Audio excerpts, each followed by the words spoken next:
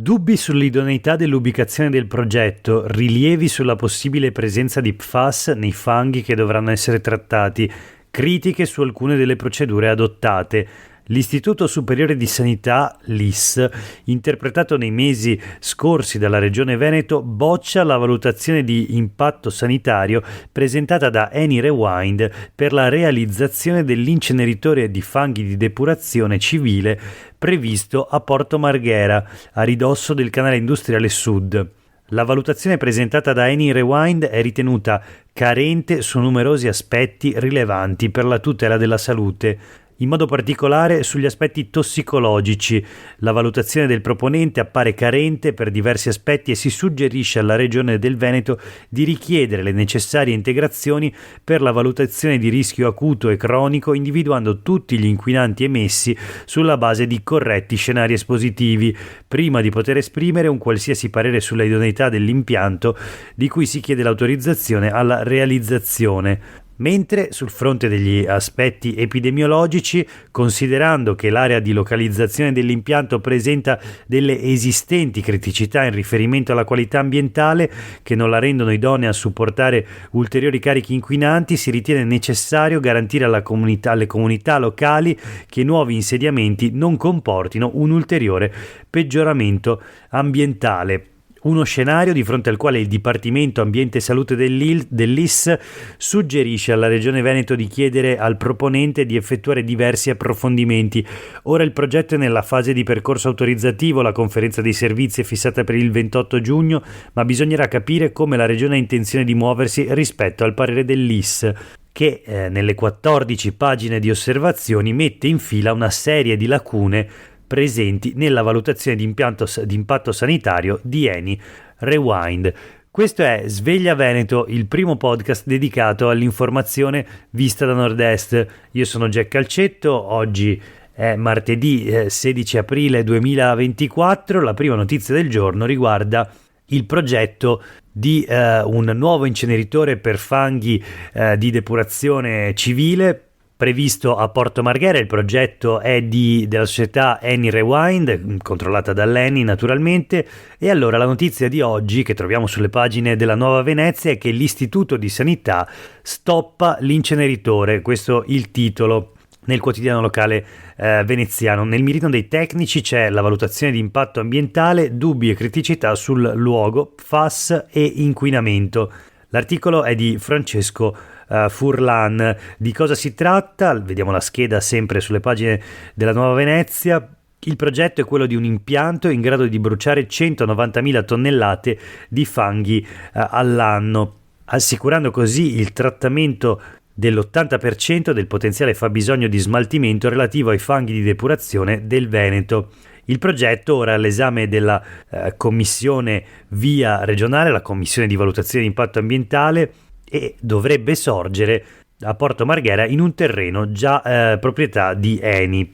L'investimento previsto da parte di Eni Rewind è di circa 140-150 milioni di euro e come abbiamo già detto, appunto, l'impianto avrà la capacità di bruciare 190.000 tonnellate l'anno di fanghi provenienti dalla depurazione delle acque reflue civili classificati come rifiuti speciali non pericolosi. Vediamo le reazioni ora al parere. Da un lato c'è la nota dei comitati, in particolare il coordinamento No Inceneritore di Fusina, che dice: il parere dell'IS è come una bastonata, la soddisfazione quindi dei comitati in lotta, scrive la Nuova Venezia. Leggiamo qualcosa di più. Il parere dell'IS equivale a una vera e propria bastonata per Eni Rewind, una sostanziale bocciatura del suo progetto, perché di fatto le contestazioni mosse demoliscono la valutazione di impatto sanitario presentata dal proponente, cioè da Eni Rewind.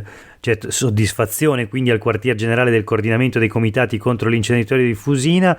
La battaglia non è ancora vinta, dicono, e a questo punto la manifestazione del 1 giugno in programma a Mestre assume ancora più importanza, spiega il comitato di cui è portavoce Mattia Donadel. Lanciamo un appello a tutti i cittadini a scendere in piazza insieme a noi per respingere definitivamente questo nuovo inceneritore dichiarato pericoloso anche dalla massima autorità sanitaria nazionale. C'è anche però tra le reazioni la replica da parte dell'azienda Eni Rewind, quindi, che dice: presto presenteremo una nota integrativa. AnyRewind quindi si prepara a inviare in regione tutta la documentazione necessaria per rispondere alle osservazioni formulate dall'IS.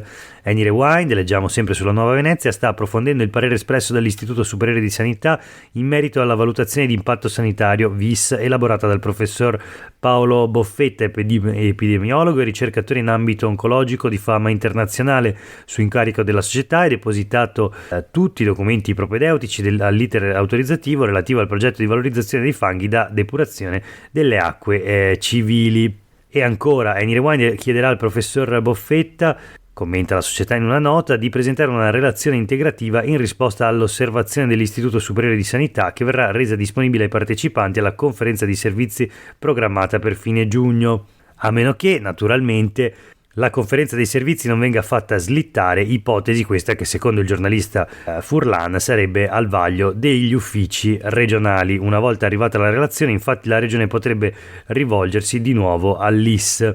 Questo per quanto riguarda il progetto del nuovo inceneritore a Porto Marghera, un progetto di AnyRewind per lo smaltimento, anzi per l'incenerimento di fanghi provenienti da depurazione civile, un progetto che se non è ancora stato bocciato sicuramente ha subito uno stop, un rallentamento a causa di questo parere dell'Istituto Superiore di Sanità, che ha rilevato una serie di criticità e di problemi nel progetto, dando una valutazione sostanzialmente negativa, un giudizio negativo rispetto alla valutazione di impatto sanitario presentata dal proponente. Allora vedremo come proseguirà questa vicenda. Nel frattempo voltiamo pagina, restiamo a Venezia e proseguiamo la nostra rassegna stampa.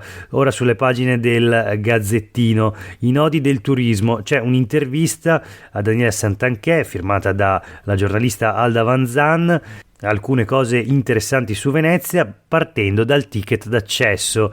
Per la ministra al turismo Daniela Santanchè si tratta di un test, vedremo come andrà, ma ho un'altra visione, aggiunge Santanchè.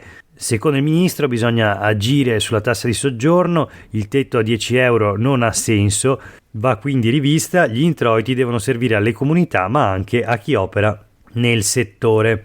Vediamo ancora cosa dice Santanchè: bisogna puntare sulla qualità e destagionalizzare, impariamo a contare non quanti arrivano ma quanti soldi lasciano. So che a tutti non piace, ma servono più alberghi, le stanze panoramiche in montagna, giusto, è turismo esperienziale, dice ancora Santanchè, la ministra per il turismo, che ieri era al Vinitaly di Verona.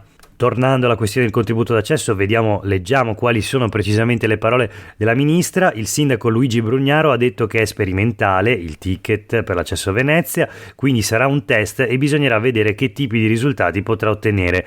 Onestamente questa non è la mia visione.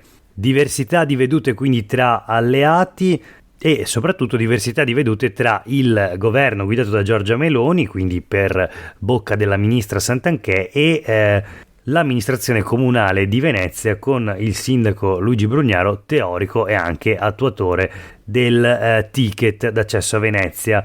Ma voltiamo pagina e parliamo di politica regionale.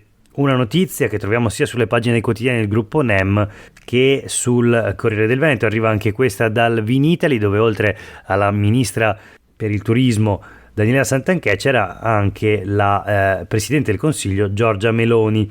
E allora partiamo dai quotidiani del gruppo NEM. La Presidente del Consiglio al Vinitaly: Meloni avvisa Zaia, terzo mandato, ora mancano i voti. La Premier: questione che non spetta al governo, è ancora presto per parlarne. Sull'autonomia dice invece andiamo avanti, un giorno prima o dopo non cambia. La Presidente del Consiglio naturalmente poi è intervenuta su altre questioni, ma vediamo la notizia anche sul Corriere del Veneto. Meloni, bagno di folla e abbracci con Zaia, il terzo mandato, non ci sono i voti. La Premier attacca l'Unione Europea sul sovranismo alimentare, fa incetta di applausi, poi visita lo stand del Veneto e sull'autonomia rassicura, va avanti, sono fiduciosa. Sull'autonomia ha detto Meloni: abbiamo dimostrato che il provvedimento va avanti, un giorno in più o in meno non cambia. Sul terzo mandato, e questa è la dichiarazione appunto ripresa anche dai quotidiani del gruppo NEM, non penso che su una cosa del genere ci debba essere un'iniziativa del governo, ha detto la Presidente del Consiglio. Insomma, sempre meno probabile appare l'approvazione in Parlamento di una norma che cancelli il tetto dei 2 mandati per i presidenti di regione, quando, lo ricordiamo, attualmente Luca Zaia è l'unico presidente di regione in tutta Italia ad aver in qualche modo aggirato questa norma. È al momento attuale già al suo terzo mandato, vorrebbe ricandidarsi per il quarto, ma appunto sembra sempre meno probabile che gli venga concessa questa possibilità.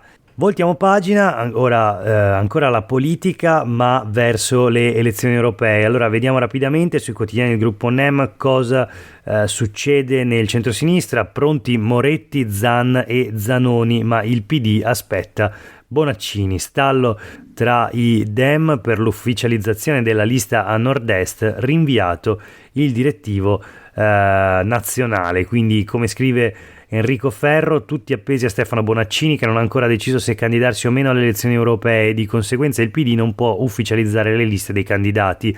Uno stallo mal digerito da più di qualcuno, non fosse altro per il termine ultimo del 30 aprile che incombe. Questa settimana era in programma un direttivo nazionale, ma è stato rinviato proprio perché manca questo tassello. E insomma, vedremo quindi come andrà a finire e quale sarà la lista definitiva del PD a nord-est.